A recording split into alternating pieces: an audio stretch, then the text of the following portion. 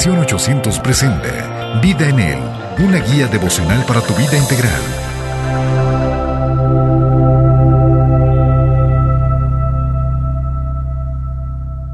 Estamos nuevamente en este espacio de devocional Vida en Él, en el cual pues nos hemos dado cita para precisamente hacer lo que cada día hacemos a través de muchos ministerios, que es meditar en la palabra del Señor, que es conocer más de su propósito para nosotros. Así que les animo a que lo hagamos cada día. Y bueno, pues reciban un saludo. Mi nombre es Eric Mantilla, soy pastor del Templo Nuevo Pacto en la ciudad de Chihuahua. El día de hoy vamos a seguir meditando en la palabra del Señor. Ahora estaremos meditando en este bello libro, uno de los evangelios, el Lucas, que es un libro en el cual pues es muy apasionante saber los sucesos de cuando Jesús andaba entre nosotros en su ministerio terrenal. El día de hoy vamos a estar en Lucas capítulo 1, versículos 67 al 80. Les invito a que vayamos juntos y veamos esta porción de la Escritura. Lucas capítulo 1, 67 al 80.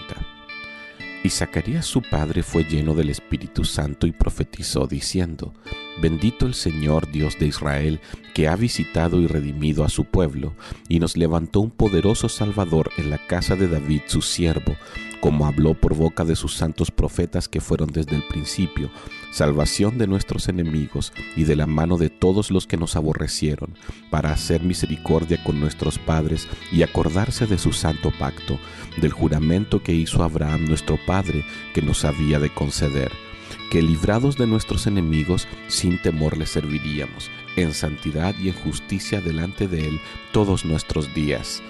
Y tú, niño, profeta del Altísimo serás llamado, porque irás delante de la presencia del Señor para preparar sus caminos, para dar conocimiento de salvación a su pueblo, para perdón de sus pecados, por la entrañable misericordia de nuestro Dios, con que nos visitó desde lo alto de la aurora, para dar luz a los que habitan en tinieblas y en sombra de muerte, para encaminar nuestros pies por camino de paz.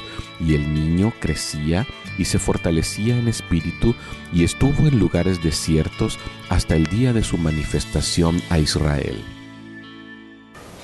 Bueno, como se pueden dar cuenta, este pasaje de la Escritura vemos, aún Jesús no había nacido, Jesús estaba a punto de nacer.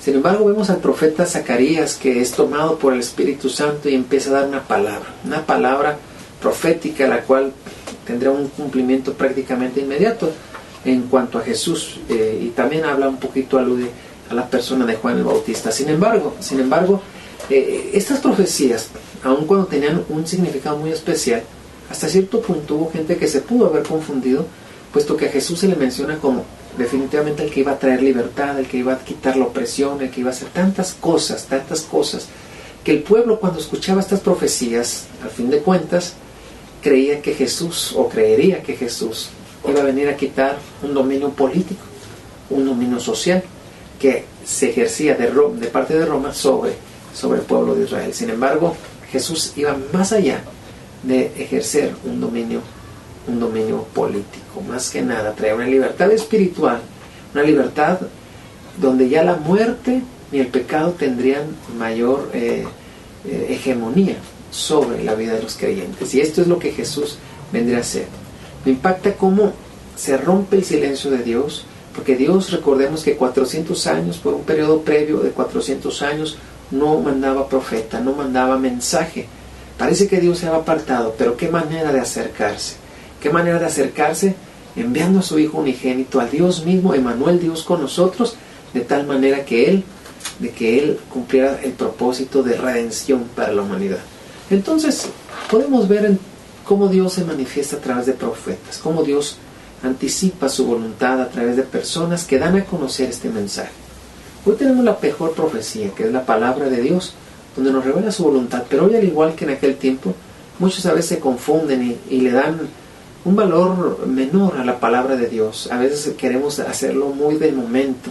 Sin embargo, recordemos que Dios nos da su propósito y su cumplimiento eterno. Hay muchas cosas que es cierto que ya se cumplieron, otras que se están cumpliendo, otras que Dios está obrando. Sin embargo, tenemos que aprender a ver todo el panorama completo, de tal manera que podamos ver la voluntad de Dios perfecta. Entonces, en este caso vemos que Jesús vendría a traer libertad. Jesús vendría a traer la solución a los problemas totales de la humanidad. El pueblo no tenía un problema por estar siendo de alguna manera conquistado por Roma. Es cierto que una conquista de otro pueblo trae consecuencias difíciles.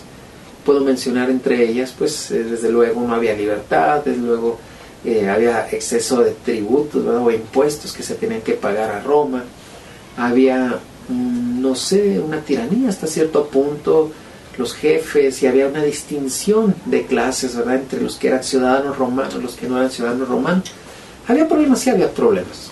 Entonces la solución para los problemas era Jesús, que venga y que nos liberte. Pero el ser humano tiene un problema mayor. El ser humano, su problema mayor es esa hegemonía que el pecado puede traer sobre nuestras vidas, de tal manera que nosotros no cumplamos el propósito por el cual Dios nos tiene aquí. Nosotros tenemos que ser libres del pecado, y para eso vino Jesucristo. Recordemos que si Jesús nació en Belén, era con el propósito más que de celebrar una Navidad, era con el propósito de ir a la cruz y morir por nuestros pecados, derramar su sangre, con eso darnos una oportunidad de vida. Así que les animo, amados oyentes, a que nosotros entendamos que Dios ve nuestras vidas de una manera completa. No veamos nuestra vida de momento. Tal vez hoy estamos pasando por un problema y creemos que ese problema Dios puede solucionarlo, desde luego que sí, pero tal vez ese problema está siendo un factor de ayuda para el cumplimiento de un propósito en la obra de Dios. Yo le animo a que cada uno de nosotros podamos ser entendidos. Pidamos al Señor sabiduría, entendimiento, para visualizar las cosas desde la perspectiva de Dios. Yo le animo a que lo hagamos y verá que en la medida en que lo hagamos, Dios obrará de una forma sobrenatural. En esta hora a mí me gustaría ir haciendo una oración, y prácticamente en este fin e inicio de año, que nosotros podamos pedirle al Señor que nos dé esa capacidad de entender o discernir los tiempos, de discernir las situaciones, y que podamos cada uno de nosotros andar según su perfecta voluntad, cumpliendo el propósito que Él nos ha dado. Ahora, se termina un año, empieza otro. Que este año podamos haber sido lo suficientemente fieles para ser instrumentos en esas manos preciosas de Dios, pero el año que viene, también el nuevo año, que podamos ser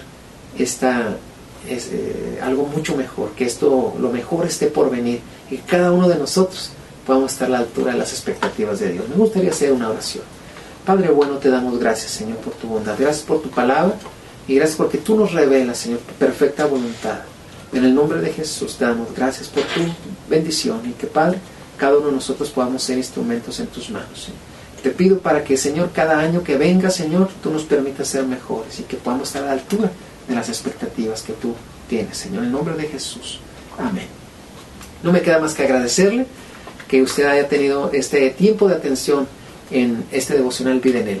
Y bueno, le animo que cada día sigamos meditando en la palabra del Señor. Invite a alguien a que podamos ser parte de esta hermosa red de personas que buscamos al Señor y su palabra. Que Dios le bendiga y que tenga un excelente día.